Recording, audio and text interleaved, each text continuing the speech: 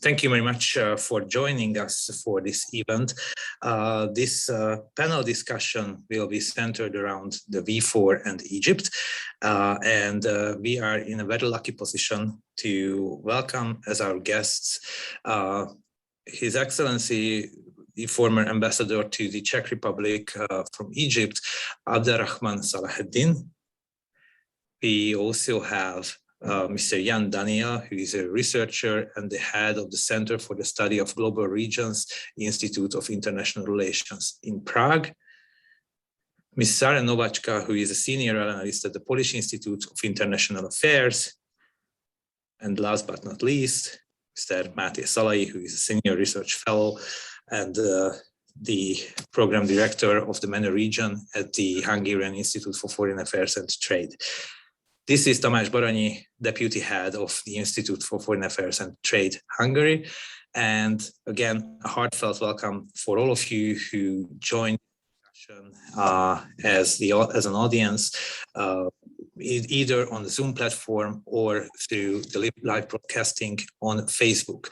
Again, welcome. So why we are here, the V4 and Egypt is a particularly interesting topic, something that is expanding, and we wish to take a closer look on how those relations are actually expanding, what has been done, what is to be done in the near future, because the Hungarian V4 presidency aims to pick up on some of the V4 plus relationships in order to scrutinize what development had been taken and what is to be done furthermore. So we have excellent experts here, and we have also a former ambassador who has a deep knowledge of the region, and having also obtained his PhD degree from the Czech Republic. So we are very happy to have this distinguished panel together here.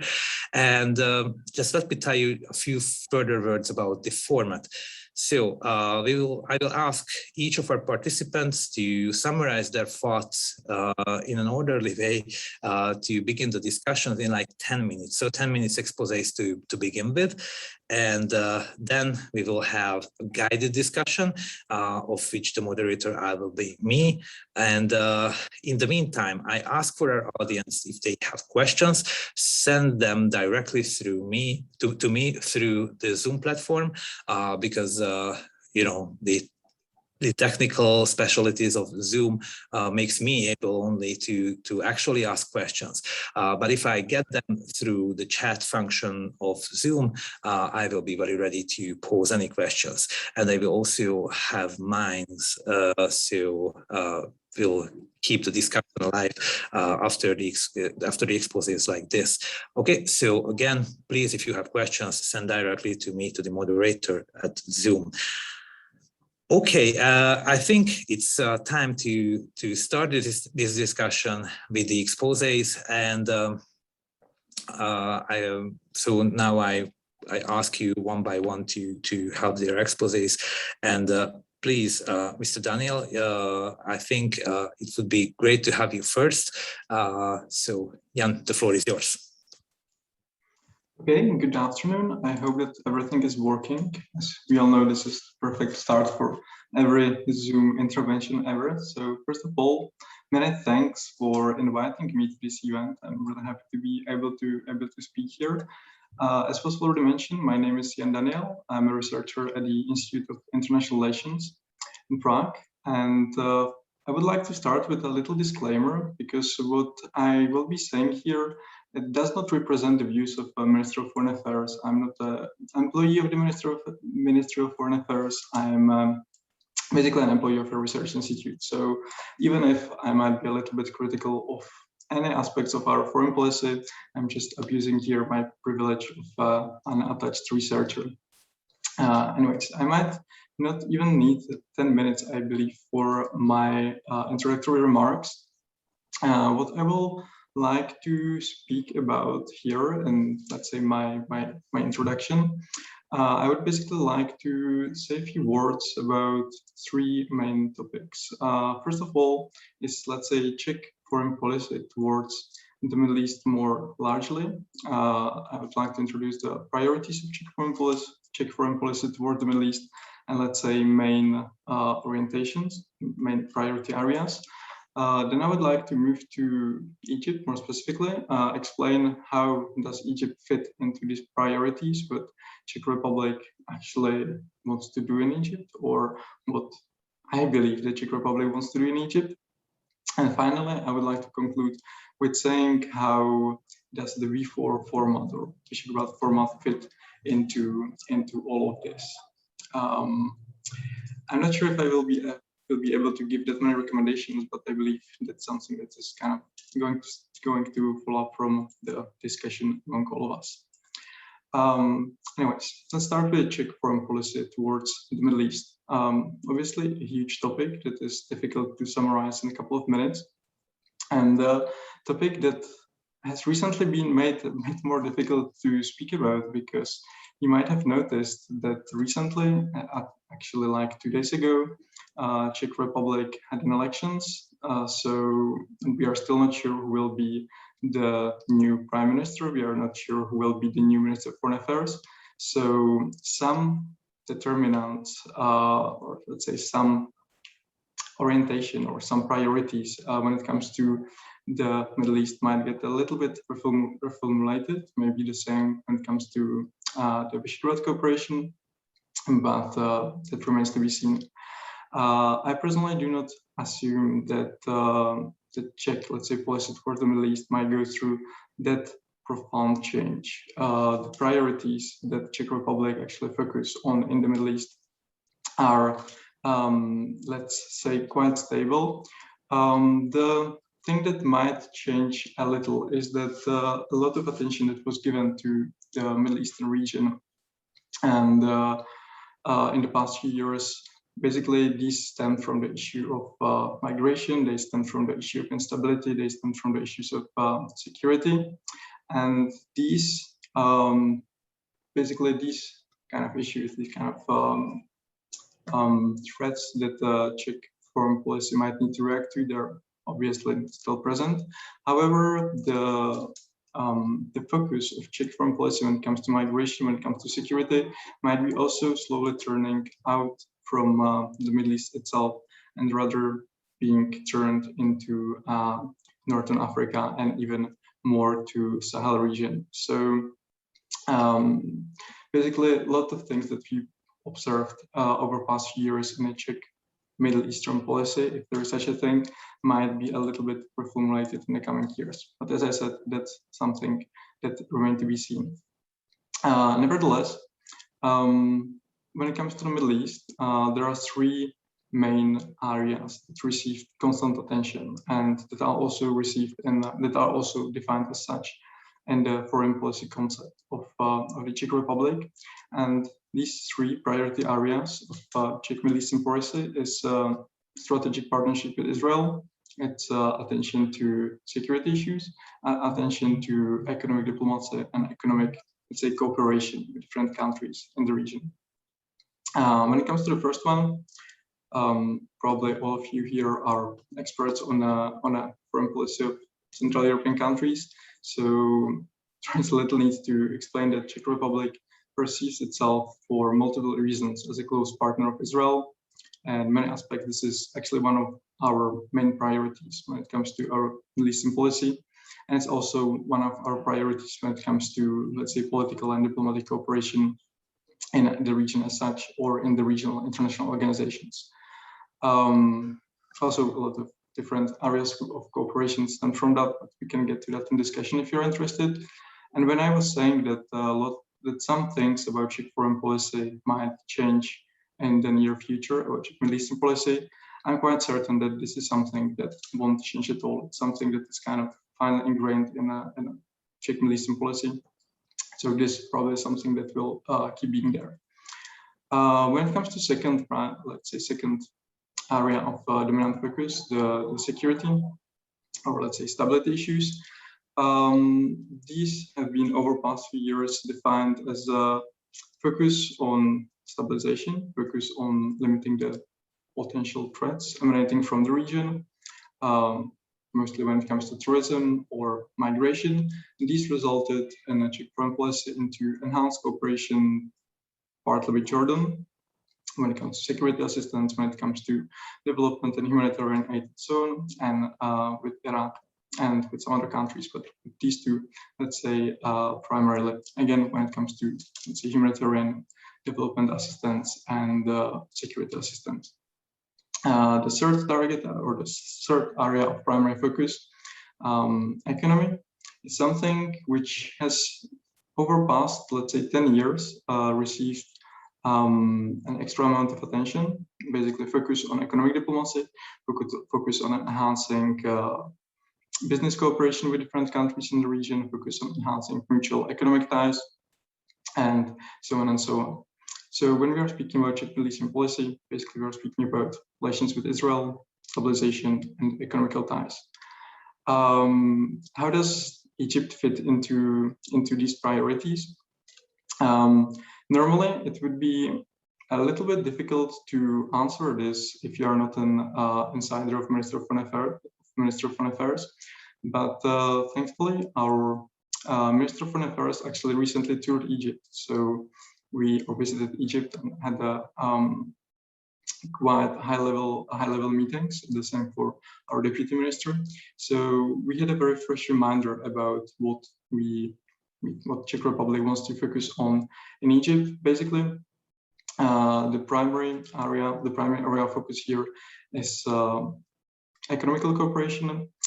Egypt is obviously one of the very important economical partners of Czech Republic in the Middle East. It's a partner for a lot of industrial cooperation. It is basically it's a destination for a lot of Czech tourists, and it's also let's say a business partner when it comes to arms trade, something which is from time to time perceived as a kind of controversial aspect of Czech foreign policy, mostly from the side of Czech civil society. Again, something that I will be happy to speak about more in detail and in the Q&A if it is the audience is interested. When it comes to security cooperation, obviously there is a lot of talk always about cooperation in counterterrorism. There is a lot of talk about let's say security assistance and so on and so on. What is even probably more important, or not more important, but what is equally important is that Czech Republic is actually one of the countries that whose soldiers are deployed to the observation mission in Sinai, which is again something which is quite strongly resonating in the Czech public sphere, and which kind of fits also into our regional focus on Israel as well as on security in the region. And when we are speaking about let's say Czech-Egyptian relations, the interesting thing here, when compared to, let's say, other countries in the Middle East, is actually a long-standing cultural ties. There is a kind of developed cooperation when it comes to education.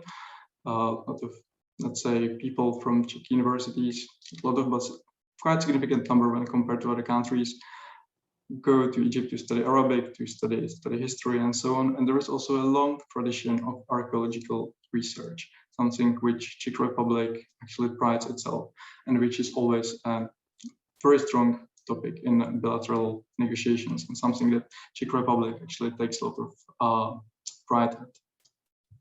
So given these priorities, basically mostly economic cooperation, partly security, given these priorities, the added value of the Visegrad cooperation not that often seem to be that obvious.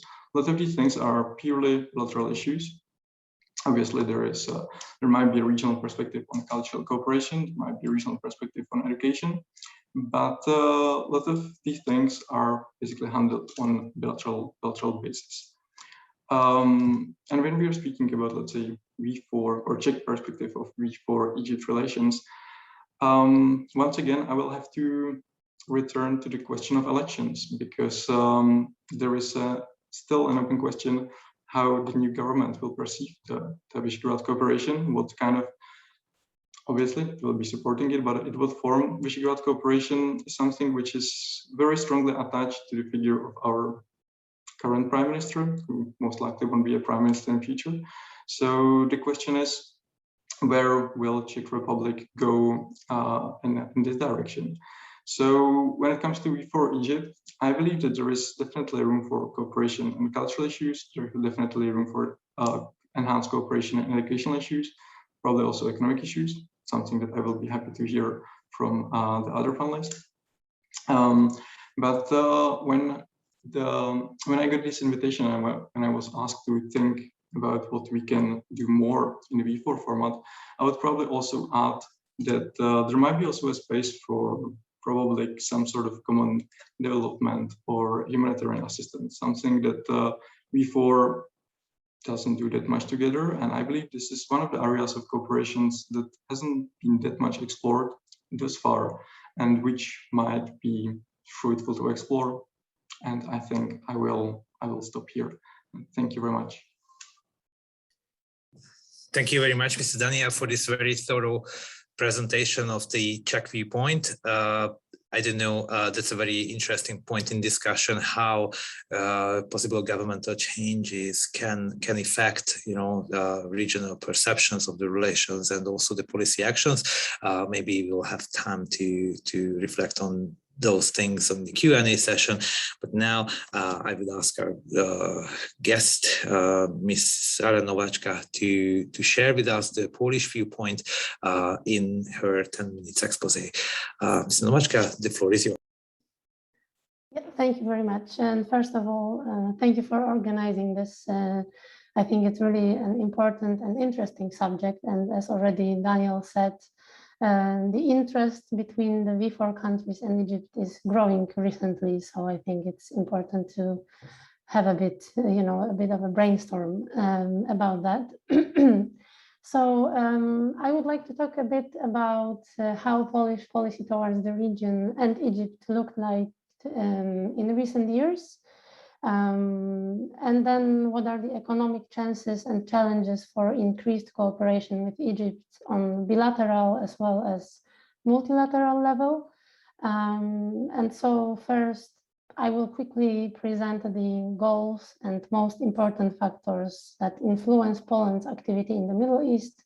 Then I will move on to talk about Egypt's socio-economic situation at the moment and how it influences its security. And in the end, I will look at some perspectives on the further cooperation on political and economic level between Poland or V4 countries and Egypt.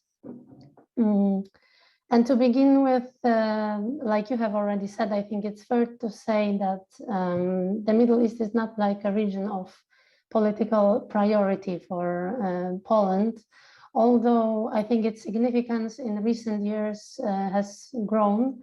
Generally, as most of the Central European countries, Poland is first and foremost getting involved in the EU affairs and its immediate neighborhood. But I think the recent decade especially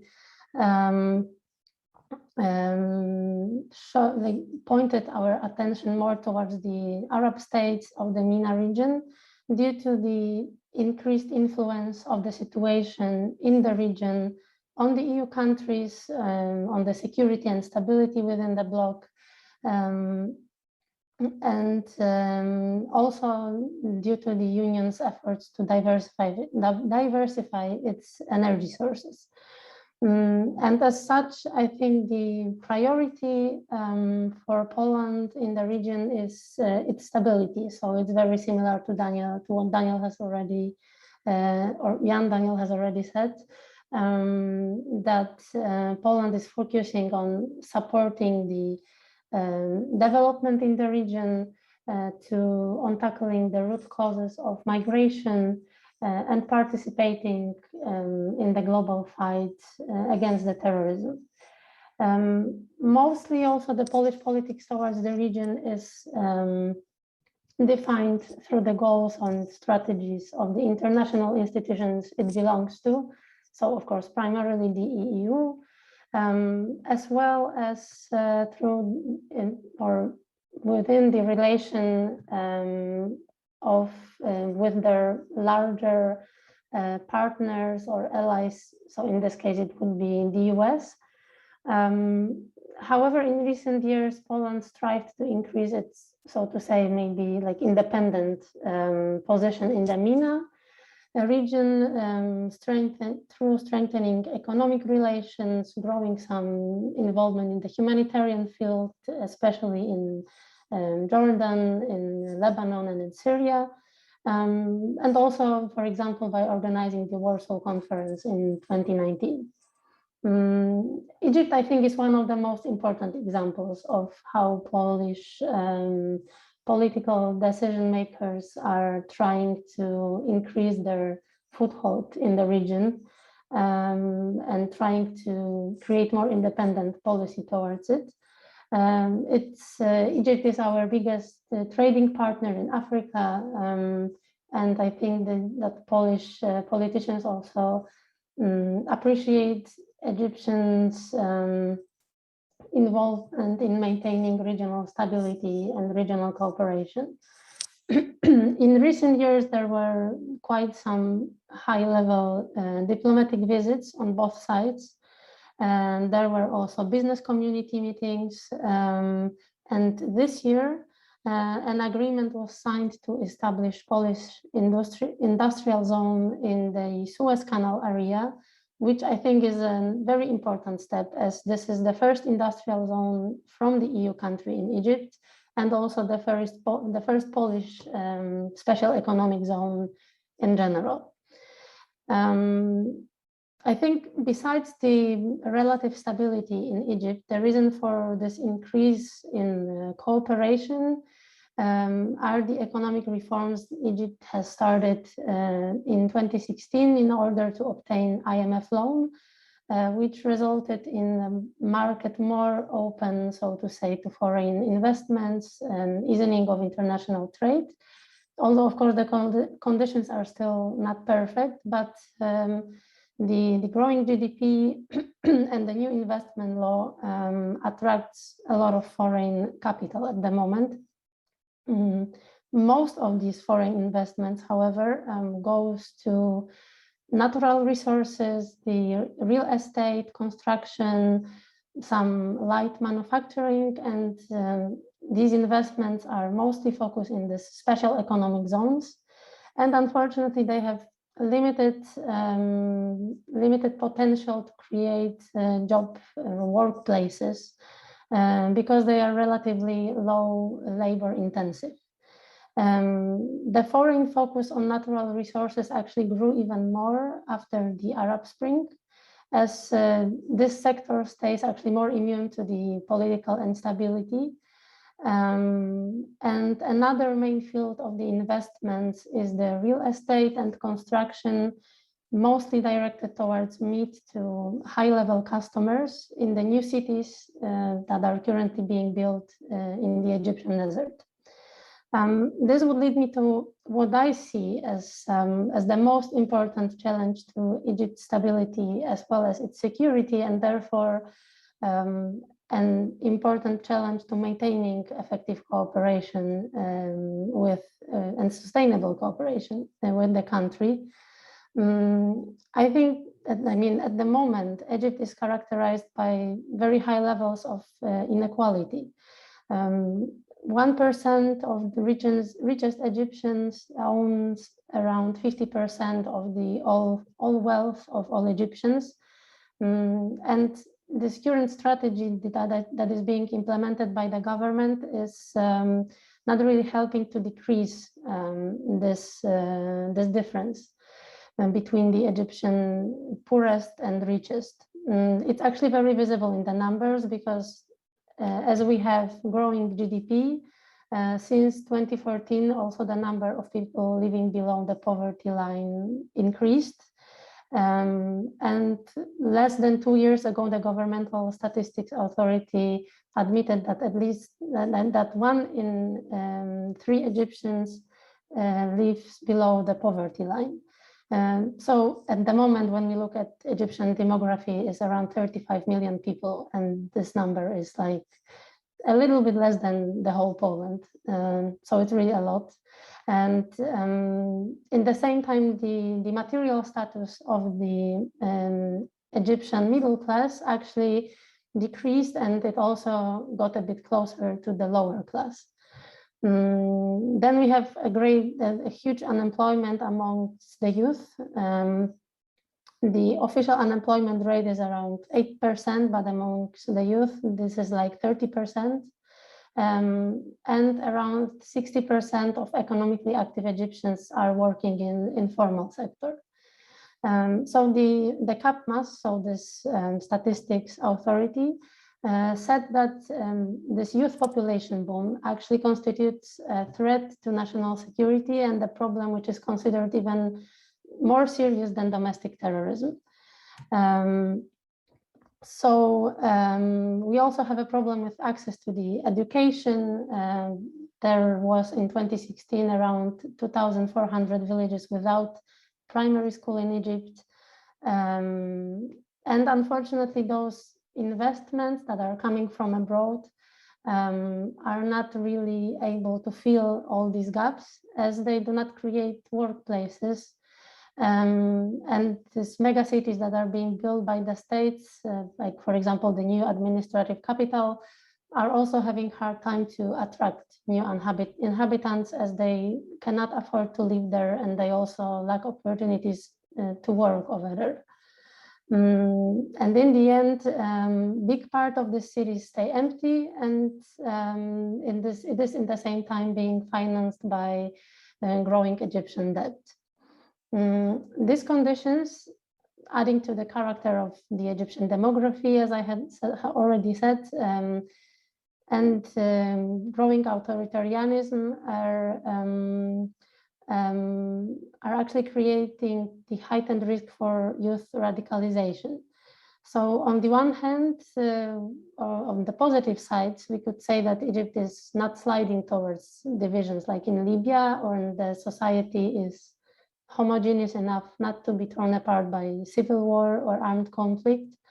But on the other, this dire economic situation impacts the legitimacy of the state and of the regime.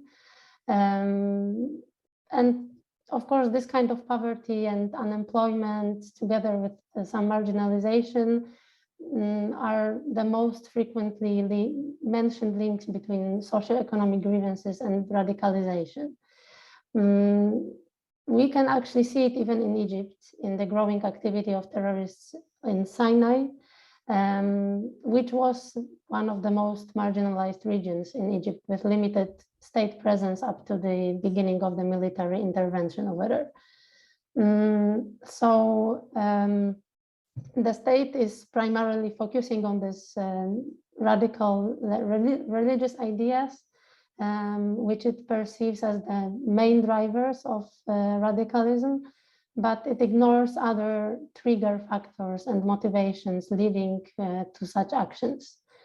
There is also a huge regional disparity between Upper Egypt and the Nile Delta regions, which is again another factor that can influence stability in the country. Until now, when we think about, for example, migration, the numbers from Egypt, irregular migrants coming from Egypt to the EU, is actually not very high. I think in 2020 it was around 1,500 people. But again, the numbers are reflecting this regional disparity, because most of the Egyptians that were coming to the EU were coming from the areas with the highest unemployment rates. And I think, having all that in mind, I would still say that there is a chance here for effective cooperation between V4 and Egypt in economic terms. Because I guess most of the economic cooperation in the areas like natural resources is dominated by, so to say, big players, so the big EU countries, which are, I think, beyond our capabilities in trying to somehow compete with them. But But on the other hand, I think there is a chance for countries like Poland, Hungary, etc., to try to get to be more involved in the economic activities that could provide Egyptians with more work opportunities. So like the ICT sectors, like manufacturing. ICT was also the sector that was mentioned by Egyptian Vision 2030. So I think it would go together with the country's strategy and how to develop its economy. I think also there is a chance in terms of creating some common platforms to exchange know-how on developing small and medium enterprises. And even the fact that V4 countries went through successful economic transitions only 30 years ago makes them important partners in knowledge exchange and in helping to implement some economic reforms, market reforms in Egypt. So yeah, I think like just to sum up with one sentence, at the moment, what we see in Egypt is stability, but it's kind of a fragile one. And maybe V4 countries do not have the capacities similar to those of the big European countries to influence Egyptian policy or to help Egypt big, huge investments. But I think there is still a room for cooperation, which would actually make some significant difference for some of the Egyptians that require workplaces at the moment. Thank you very much, Ms. Nowacka, for this very thoughtful expose. I think some of the key issues, like the major European countries have more opportunities, but also Egypt has not been really on the political agenda of V4 countries either, are very important points, but maybe those can be, linked together. So maybe some more prevalence on the political agenda could further economic relations as well. But again, this is just a thought provoked by your expose. Thank you very much for this expose. And now let's jump onto His Excellency, Mr. Abderahman Salaheldin. So let's see how things are seen from Egypt. Mr. Salaheldin, the floor is yours for your expose. Thank you. Thank you, sir.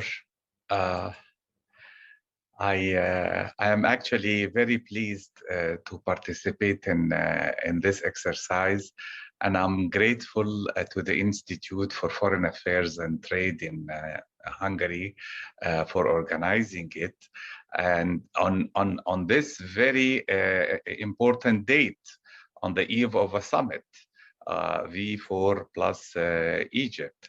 I'm also thankful to our Egyptian Council of Foreign Affairs, the CFA, for choosing me as its representative to participate in this very timely and important discussion. Well, today I'm speaking as an academician and researcher with very close ties, of course, to the Czech Republic, where I also obtained my PhD from Charles University. So I still have close contacts and friends there. In my years in Prague, when I served as the Egyptian ambassador from 2015 to 2018, I worked on many V4 plus Egypt meetings and exchanges. I proposed to my Czech hosts and to Cairo many ideas of cooperation between my country and this important Central European gathering of almost like-minded countries, almost. Well, I was told repeatedly by my Czech hosts that I should take note of the limitations of the V4 joint actions beyond just political cooperation. However, I strongly believed, and I still do, that the potential common ground for V4 plus Egypt does not stop with fighting terrorism and religious violent radicalism, or preventing illegal migration and helping its source countries to develop and control their borders. Egypt, as actually outlined by the previous speaker from Poland, I think is a big market. 100 million people, a growing economy, regional influence, strategic location, importance, and has been always on good political, economic, cultural, and security terms. We were always a partner with all the V4 countries, especially in the during the time of communism and immediately after. But individually, of course. Well, to illustrate how big the Egyptian market is, it is enough to mention that only the ongoing Hungarian train project in Egypt will cost 1 billion euros in acquisition of Hungarian and Russian trains, and a similar amount, another $1 billion for maintenance and spare parts during operation. Something I think the Poles have recognized, and this is why they jumped on the opportunity of getting their own industrial zone near the Suez Canal, in the Suez Canal zone. This is only part of our modernization plan for a lot of our infrastructures, but especially the extensive roads and railways. Also, Polish companies are contributing to the development of the same sector. Of course, Czech and Slovak companies have long cooperation with their Egyptian counterparts in the military and the civilian fields. Equipment, military production, textile, there are many areas of industrial cooperation, but again, with each individual countries. However, the total trade between V4 countries and Egypt did not exceed, even before COVID-19, did not exceed $1.6 billion. That does not match the close relations that we have politically with the four countries, especially with their support of the 2013 political transformation in Egypt and getting rid of the failed Muslim Brotherhood rule. Well, of course, as a former ambassador and now as a scholar, I would be struggling in 10 to 15 minutes to talk about all my ideas, but I will leave most of it to questions and answer and try to focus on certain areas where I believe the V4 together as a joint enterprise can work closely with Egypt, where our interests are converged or almost identical. These areas, in my opinion, are migration, counter-terrorism, tourism, and digital transformation. On migration in Egypt, we have about 5 million refugees living in Egypt. Of course, some of them have been living there for quite a long time, like Sudanese, for example, or now Southern Sudanese, Somalis, Ethiopians, etc. But all of them, they live among our population, in our cities, in our villages, not in camps and not in tents. And we definitely don't bargain and try to use them to blackmail others. Since 2016, Egypt was able to control its northern shores and stop all illegal immigration across the Mediterranean to Europe. However, we're still struggling to do the same thing on our western, eastern, and southern borders, where illegal two-way traffic includes not only humans, but weapons, drugs, and other outlawed merchandise. And all of them would not end up in Egypt.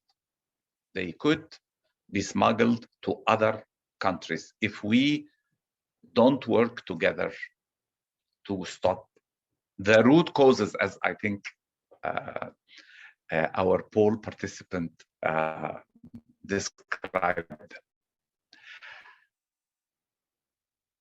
Well, a joint V4 project to help Egypt acquire and produce equipment and weapons to tighten the control of our borders is in the common interest of the 5 countries. Egypt could also help the V4 countries on similar projects in Africa in a trilateral format. We know that the V4 has a trilateral project in Morocco, trilateral project in Ethiopia, in Kenya, with other European countries. But I think it would be possible also to have Egypt, V4, and an African country where we can help our African colleagues also improve the security of their borders and also help them with some developmental projects. Well, under the same threat of migration, I would like also to think of the importance of settling regional conflicts and stopping civil wars in countries like Libya, Ethiopia, and Syria. This could contribute to eliminating illegal immigration from these countries to Europe and elsewhere. Egypt prefers political settlements of these problems, and I think all the 4 of your countries agree on our approach. We believe that Turkish or other foreign troops and mercenaries in Libya or Syria would not help our common endeavor in this area, would not help reaching a political settlement. Also, Ethiopia should also be encouraged by the V4 to stop its war crimes in the Tigray area and to stop acting unilaterally while its Renaissance Dam is about to deny 150 million Egyptian and Sudanese their basic rights to have the Nile water. Well, Egypt is not asking the V4 to take sides on these conflicts, but to simply encourage the parties to reach a negotiated peaceful solution. The alternative will be bloodshed, human suffering, and millions of refugees. On counterterrorism, I think V4 and Egypt see eye to eye on the need to fight the violent use of religion for political purposes. Egypt can coordinate more counter-terrorism efforts with the V4 countries together. We are doing it successfully with each of your countries. But I think we can create a very successful forum for the 4 countries together. Especially, you share many of the border concerns and many of the security concerns. So we can be helpful in this regard. Security cooperation is not enough. Egyptian moderate preachers, for example, should replace extremist Wahhabi and Turkish radical sheikhs who are controlling some European Islamic centers. And some of those centers are in V4 countries, unfortunately. We should invoke a more active role for Al-Azhar University, the Egyptian Al-Azhar University. We should be very careful in selecting those preachers who would go on really a real sacred mission of promoting and counseling peaceful religious message, the true message of religion or religions, not a political message of hatred. Well, on digital transformation, of course, we have, and again, it was mentioned by the 2 other speakers that spoke before me, many application of IT application. I am really more interested in educational purpose application of IT. A few years ago, maybe 2017, on the eve of the first summit, I suggested an ambitious 500 million V4 investment fund for projects in Egypt. Maybe I was over ambitious. And my Czech friends told me, come on, I mean, we don't even have that amount in our own funds amongst ourselves. Fine, maybe we can start with a modest seed money of about 50 million raised in the 4 countries, and other potential Europeans, probably investors.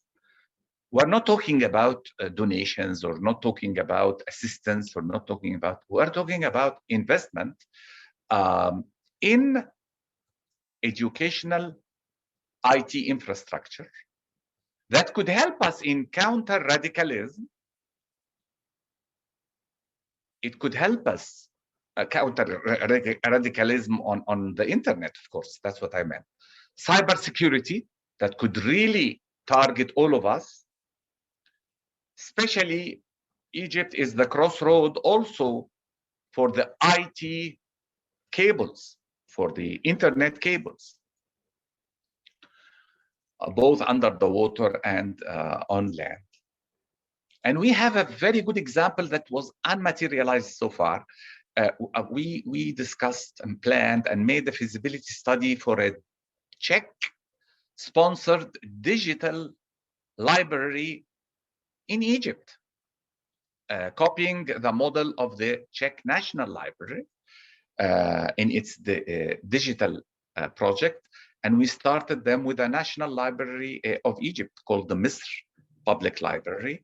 And unfortunately, the funding did not materialize. This could be a fantastic project to start a V4 investment in Egypt. Also, gas. All the 4 V4 countries are in terrible need of other sources of energy, so they can have independence in this area. And when the offshore Egyptian gas field in the Eastern Mediterranean go into full production next year, the V4 will have vested interest in increasing the Egyptian capacity to liquefy more gas to be exported to them. We are already exporting some, and we have 2 facilities to liquefy gas in Damietta and Edco. And I think V4 can invest in them or in a new facility. We offered industrialized zones to many V4 companies who are, for example, producing cars, vehicles, buses, and also military production. And of course, these zones could join the Polish zone, and we offer them even in adjacent areas around the Polish zone. Finally, tourism and COVID recovery, or after COVID recovery. I would like to see tourism from the V4 to go back to the pre-COVID numbers. 650,000 from Poland, 300,000 from the Czech Republic, about 100,000 from Hungary. We need to work on Slovakia for that matter, and to get more Slovaks to. They love, like the other 3 countries, they love the Red Sea, but we are more interested to get cultural tourism back on the scene. We've seen the exhibition Kings of the Sun in the Czech capital, in Prague. I worked for it for about 3 years, and I'm very happy that more than 120,000 people, not only from Czech Republic, but from all over the world, visited the Kings of the Sun exhibition in the National Museum of Prague. And I would like to see an Egyptian exhibition in each V4 capital. And we can organize a tour of an Egyptian exhibition touring the 4 capitals, and we can build a lot of tourism programs around them. I used to do that when I was Consul General in San Francisco, and we had millions of visitors from all over the world. So with the right marketing, we can actually bring tourism to the V4, not only capitals, but the whole. I mean, the tourist can start the trip with a visit to the exhibition, but we can bring King Tut, Hatshepsut, Ramses. I think there is keen interest there, but we need to work on it. And I think if we act with the 4 countries together, I think we have a better chance. One last word about political cooperation. There is a reluctance on the part of the V4 to issue a joint statement after summits and after meetings with Egypt, and they don't want to get into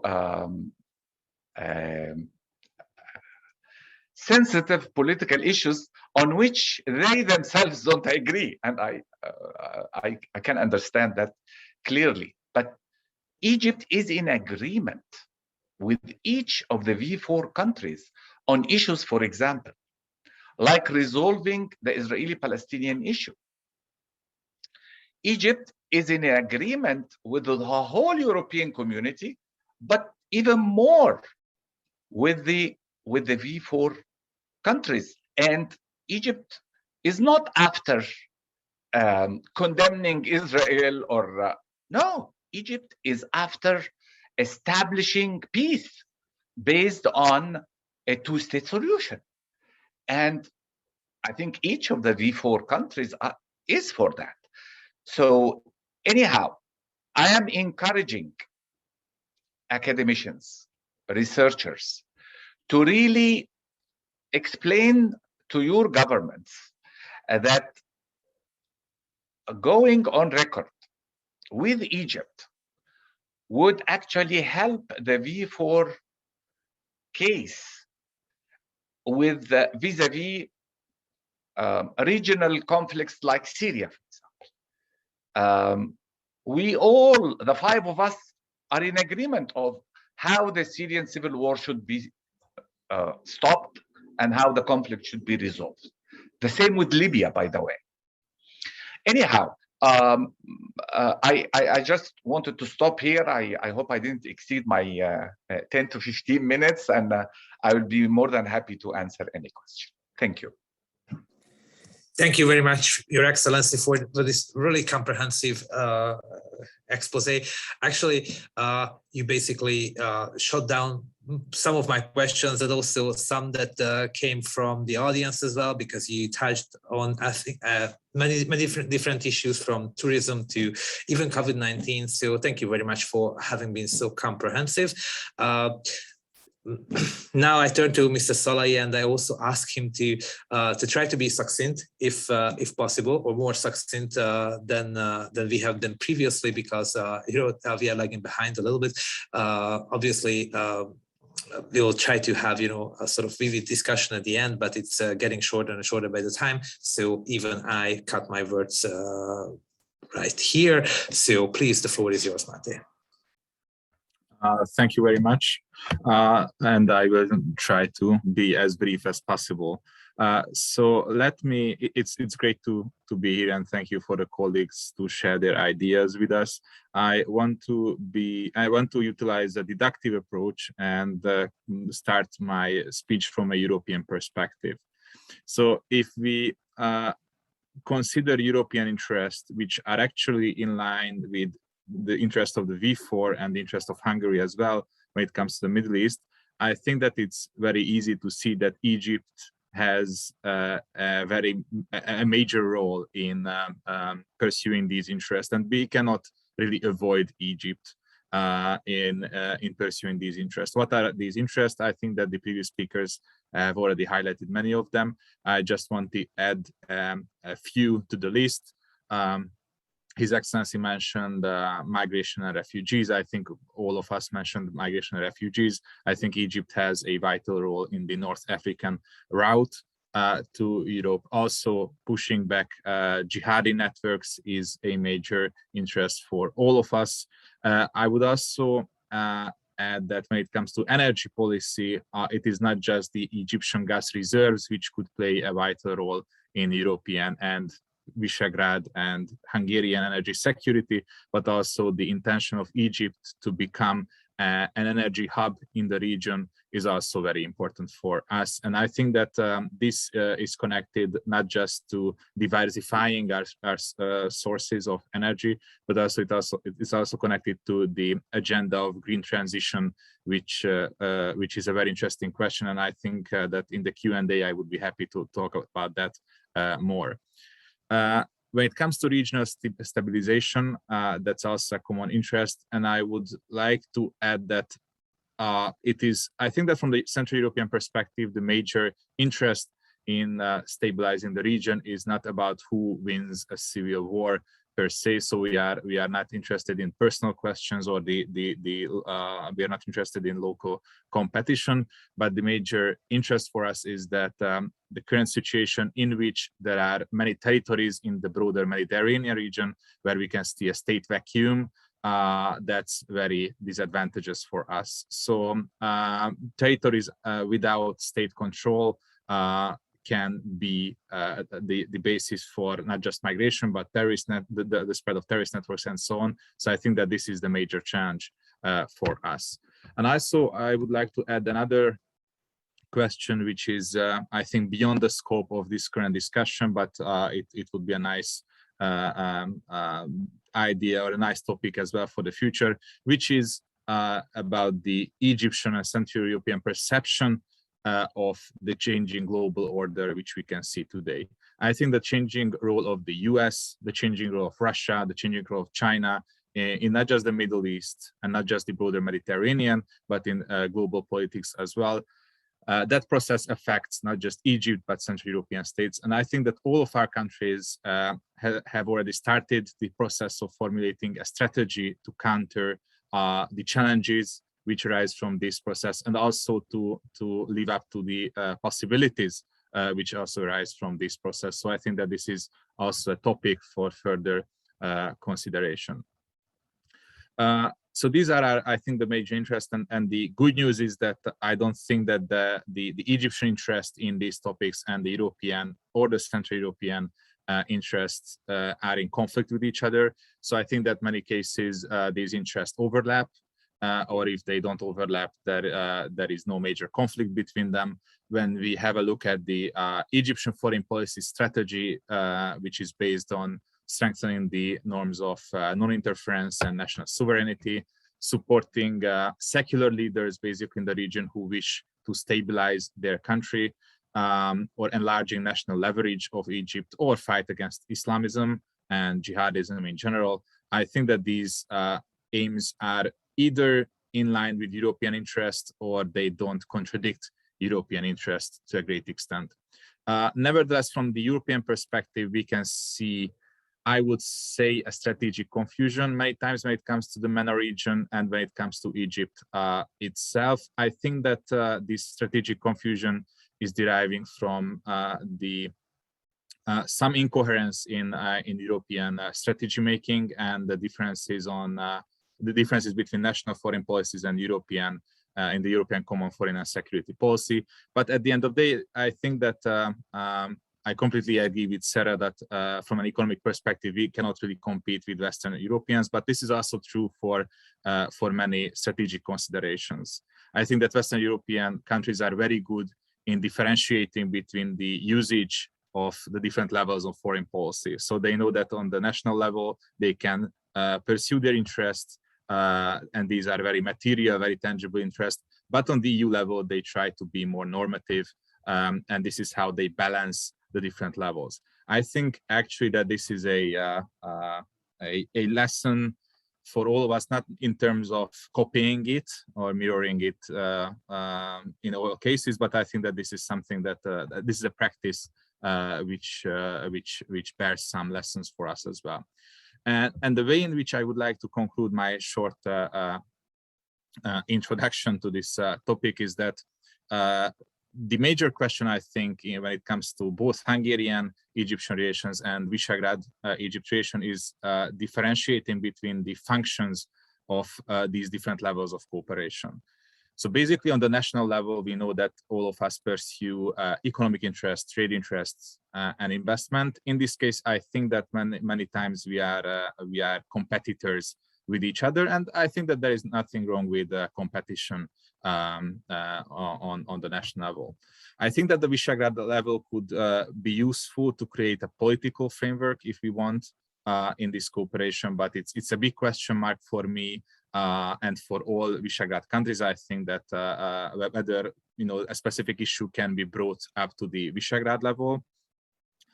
When it comes to the EU level, I think that it's best utilizable in the most strategic security-related questions, because these are the considerations which we all share when it comes to terrorism and so on. I think that there is no debate in that. And just to add to the confusion, I think that there's another level which could be the cooperation between the EU and the Arab League, which is getting steam in the last couple of years. I think that both sides in this, I mean Egypt and the V4, can play a constructive role in shaping the cooperation between the Arab League and the EU as well.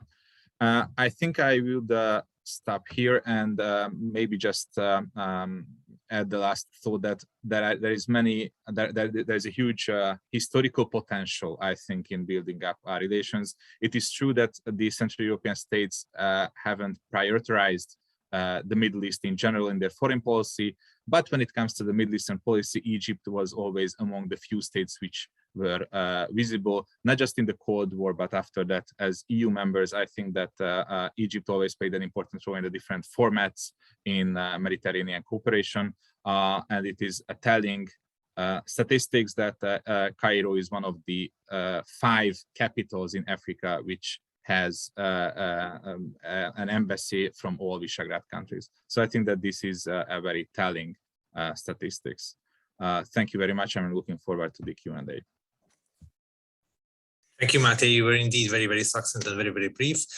Still, we are short on time.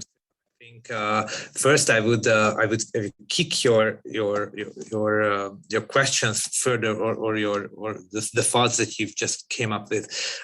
So I ask our colleagues if they have reflections on the different levels of engagement with Egypt, because I think those are very valuable thoughts to build on. And I saw from the face expressions that many of you had ideas because of this. So maybe anything to add on your side to this question? Hi, His Excellency. Thank you. Well, I think Dr. Szalai just spoke my mind when he mentioned the competition. I also was told 6 years ago that I should worry about competition among Visegrad countries, and I really believe that if we go to the second level of cooperation, when we talk about infrastructure that could help projects with each individual country, and I gave the example of gas liquefaction, but I also give the example of the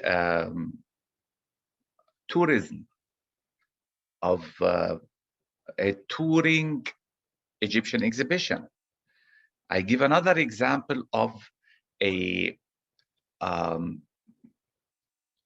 Egyptian digital public library that would be funded by the V4 and supported by the V4 IT specialists in helping us, putting also, for example, Al-Azhar message of religious moderation online for access. We have it. We have a website for that, but we need an expanded infrastructure that help us also give the 100 million Egyptians, about half of them young people, and all of them use internet on their mobiles, give them access to a moderate message about their religion, done in an appealing way. There is no competition between, and actually everyone could make use of that, and everyone would benefit in the long run. So I'm very happy that he mentioned this, that going to a different level of cooperation would eliminate competition. But one word of caution: if the V4 agree on something, of course, that is no guarantee that the European Union would adopt it, as you all know. And I think it is easier for us to work on 4 countries rather than on 27 or more. This is something that you please keep in mind, because in the case of the digital library project, actually we were suggesting European Union funding, and we got stuck there. I think if we had it in a V4, we would have been more successful. Thank you. Thank you. Okay, if there is no urgent need to comment on this topic? Is there? Then, okay, I tell you about the questions, because most of the questions we received was about first energy policy, or energy import, and also the different levels of cooperation, how to enhance cooperation with different platforms or different frameworks. So maybe I try to make like 2 questions for all of you for the remaining 10 minutes. And please, if you could just give us like shorter answers, it would be very great. So first,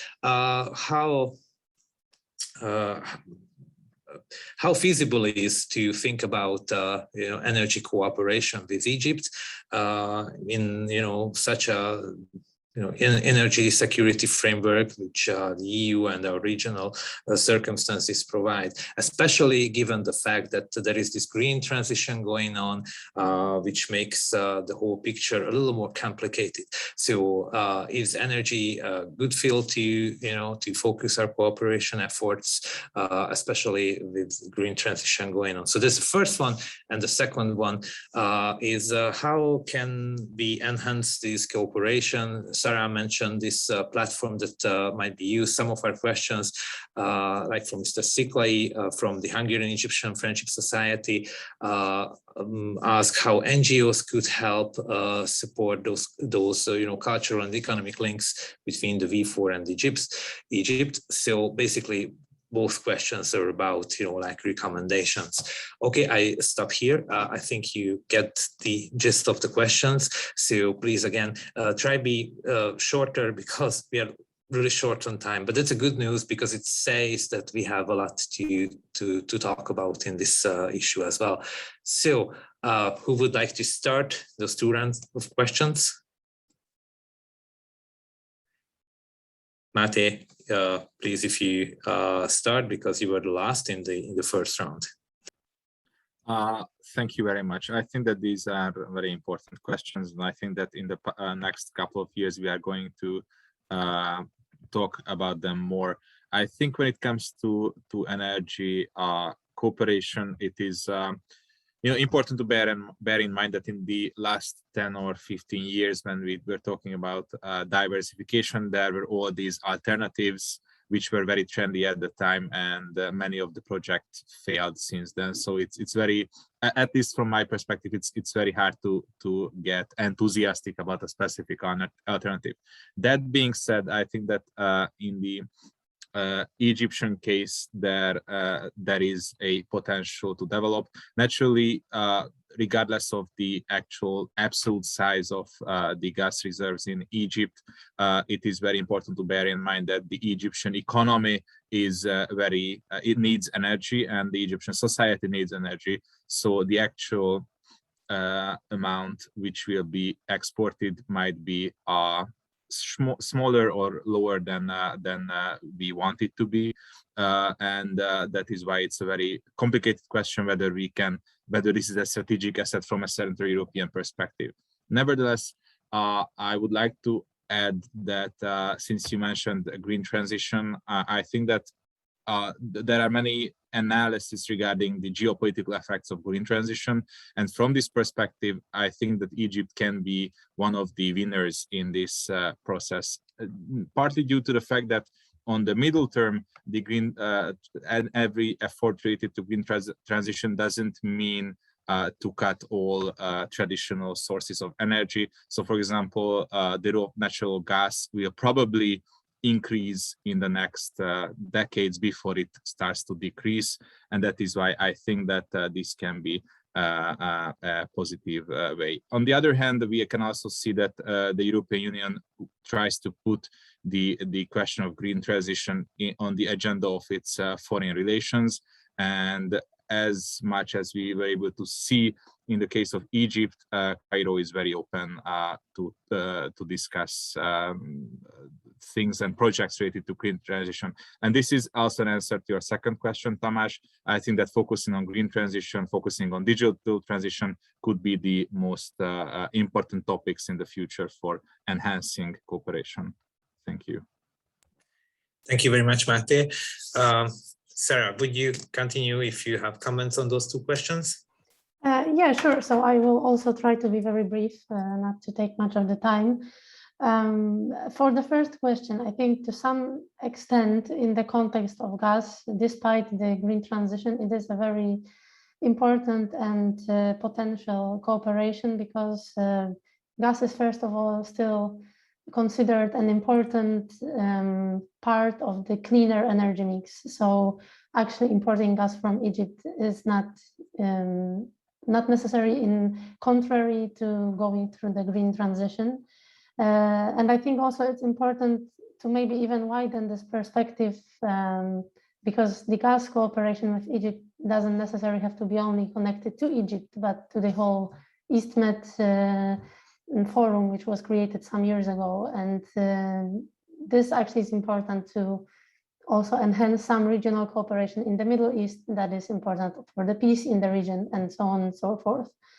And my second thought is actually very similar to what Máté said already, that Egypt also has a great potential in creating green energy. So getting involved in cooperation in this field in general is actually a good idea for the future for all the four countries, I think. When it comes to the second question, I think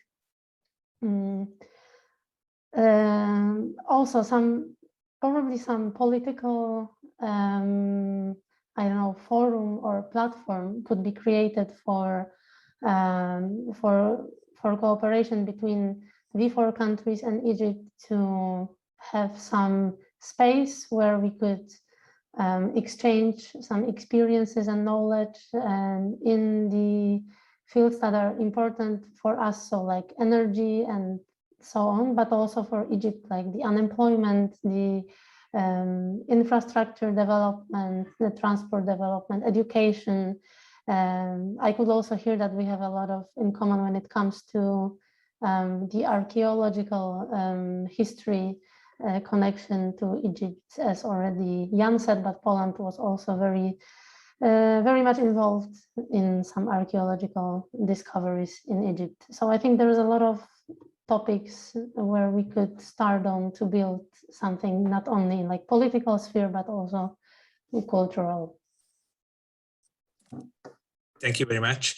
It's very, I mean, it's such a V4 experience to talk about, like how not to talk about political issues, but try to be pragmatic and economic centered. I think this is very much a common identity for all four countries' foreign policy, and that's very good to see. Okay, so please, Jan, your comments. Yeah, thanks a lot. I think I have a little to add to actually the energy part of the question. I can only subscribe to, I can only agree with what was said, whether it's come to actually rather focus on Egypt itself or not, or the, let's say, regional situation in this regard. And that's the first thing. The second thing, actually focus on kind of joint support for transition is actually something which might be a little more, might have a little bit more perspective in future, but I might have a little bit more to say about the second question, the kind of cultural one, because actually from my own experience, the cultural cooperation or cooperation between various parts of, let's say, civil society is something which is actually, which kind of quite strongly enhances the positive view of V4 cooperation. It's something which is the V4 actually known in Czech Republic in quite a positive sense. Might sound like more negative attitudes toward the cooperation, but this is actually valued across the board, I would say. So further enhancing this kind of like extra regional relations or regional, like, let's say, relations with Egyptian civil society or Egyptian youth organizations and so on is something which might be also, let's say, a feasible way forward if you want to invest in these areas. And I believe it's also something which can actually lead to enhanced relations, not only between the governments but also between societies, which is something which is kind of needed also in the V4 countries, I believe. Okay, thank you very much. And Mr. Salaheldin, Your Excellency, if you have some brief comments on those issues. Well, very quickly, on the green energy, we have a whole extended green energy park in the south of the country. It's called Bambang Park in Aswan, near the border with Sudan, where we have many companies actually having a startup projects, also to build the largest solar station,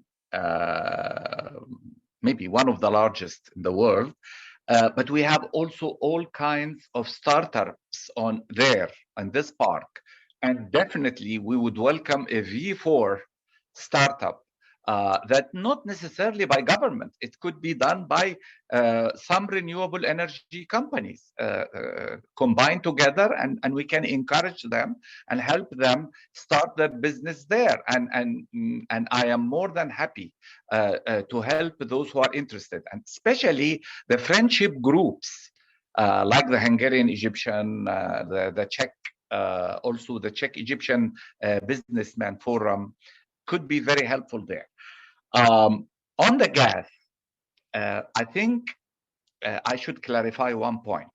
Right now, Egypt consumes about the same quantity of gas it produces. What we are exporting actually is not our gas. It is now Israeli gas, because the pipeline that we built to export gas to Israel, now we are using to import gas from Israel, and we are liquefying some of it and exporting it. So as exactly Dr. Szalai said, Egypt is going to be a hub of receiving gas and exporting it. And even with all the fuss that Turkey is making about the gas and the conflict that's trying to start in the Eastern Mediterranean, believe it or not, some of our gas, liquefied gas, is going to Turkey in containers, because we kept our economic relations with Turkey. We are very keen on our relations with every country around us. Anyhow, for the NGOs, please give all the NGOs participating in this discussion my contact information. I would be more than happy to put them in touch with their counterparts in Egypt to organize exhibitions. I mean, the Kings of the Sun exhibition did not start with the government. It started with the Charles University Institute for Egyptology. They are the ones who came up with the idea, and they came to me in the embassy, and I supported them.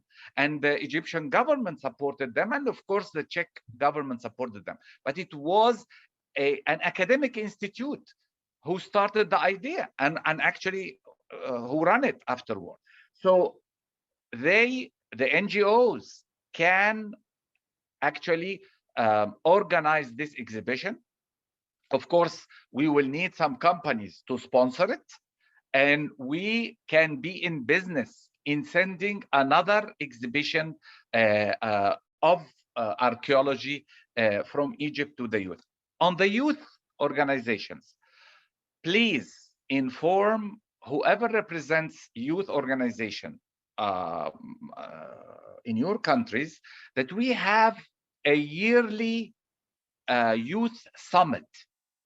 And our ambassador in each respective country is authorized to invite 10 to 15 young people from your country to attend this. Mostly they do it in Sharm el Sheikh.